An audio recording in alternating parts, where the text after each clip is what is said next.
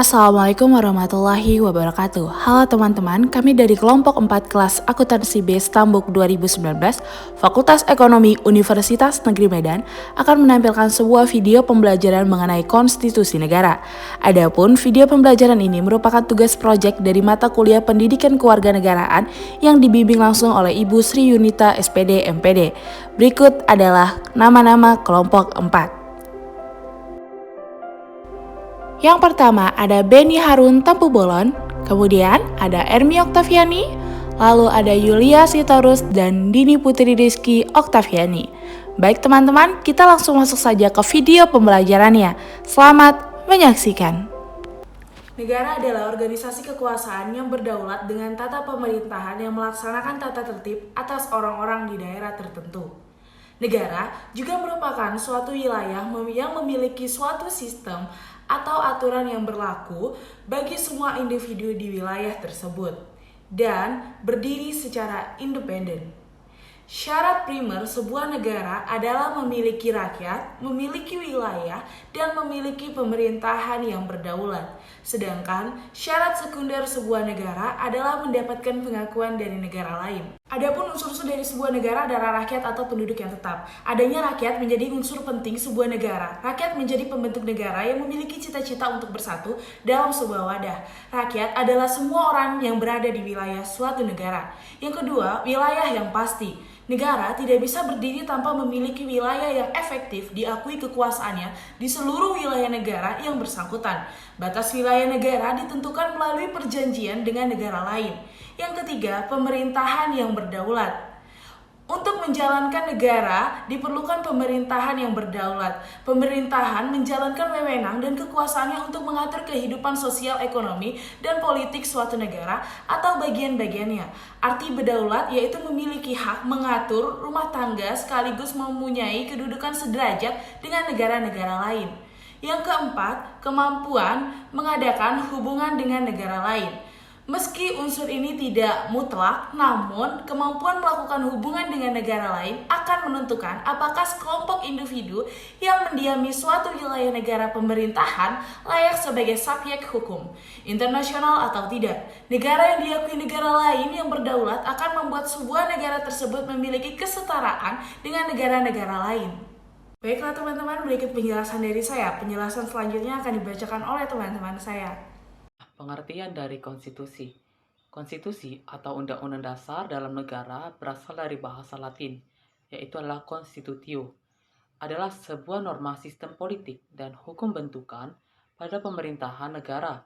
Biasanya dikodifikasikan sebagai dokumen tertulis.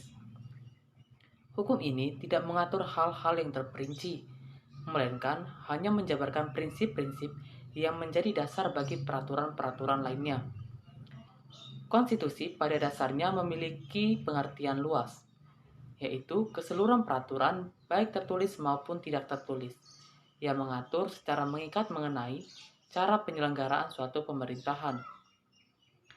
Istilah konstitusi pada umumnya menggambarkan keseluruhan sistem ketatanegaraan suatu negara.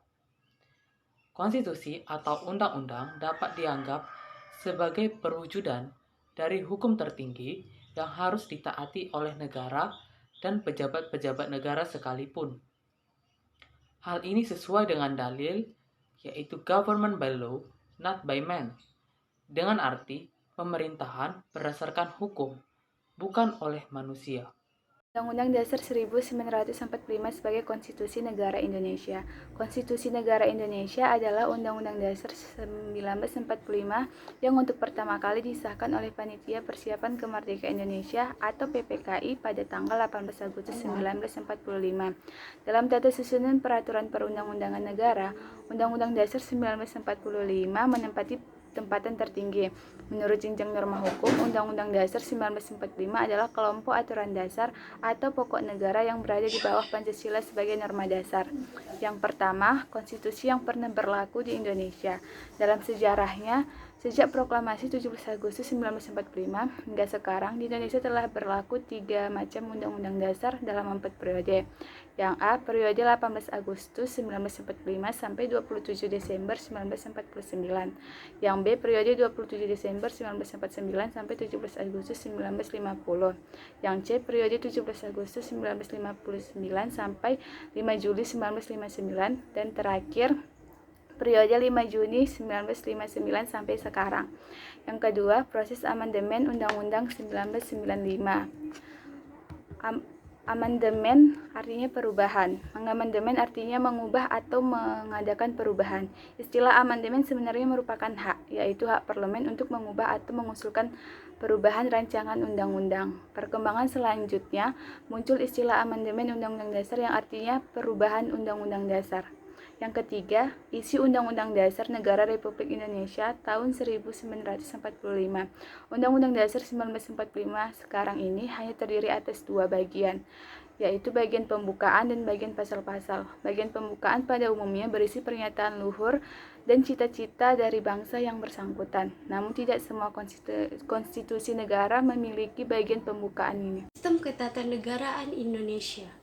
Sistem ketatanegaraan terdiri dari bentuk negara, bentuk pemerintahan, sistem pemerintahan yang digunakan, dan sistem politik negara tersebut.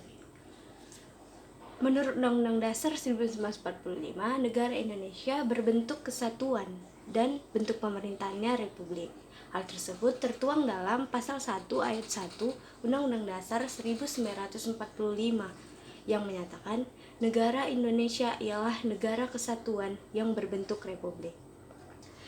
Lalu, Indonesia menganut sistem pemerintahan presidensial dan menggunakan demokrasi atau kemusyawarahan dalam sistem politiknya. Baiklah teman-teman, itu tadi video pembelajaran dari kami kelompok 4. Semoga berguna buat teman-teman. Jika ada kesalahan kami mohon maaf. Wabillahi taufiq wal hidayah. Wassalamualaikum warahmatullahi wabarakatuh.